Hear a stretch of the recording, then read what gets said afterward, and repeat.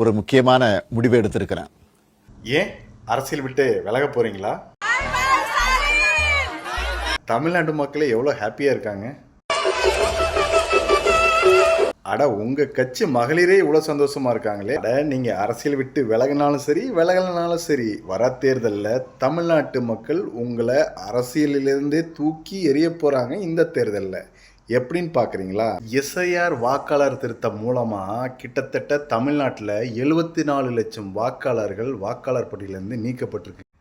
கலைஞர் காலத்திலேருந்து கள்ள ஓட்டுக்கு ஃபேமஸான திமுக எஸ்ஐஆர் மூலமாக இன்னைக்கு கள்ள ஓட்டு ட்ராமா முடிவுக்கு வந்து இவங்க வெற்றி பெறுவதற்கான சாத்தியம் இல்லாத ஒரு சூழ்நிலை எஸ்ஐஆர் மூலியமாக உருவாயிடுச்சு.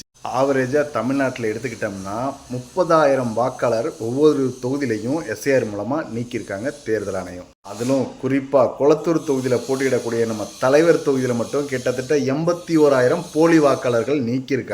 திமுகவுக்குன்னு சாலிடான ரெகுலர் ஓட் பேங்கே கிடையாதுங்க. கள்ள ஓட்டு போகிறதுல ரொம்ப கில்லாடி யாருன்னு பார்த்தீங்கன்னா இந்தியாவிலேயே திமுக தான். அதுக்கான ஆப்பை இந்த தடவை எஸ்ஐஆர் வச்சிருக்குங்கிறது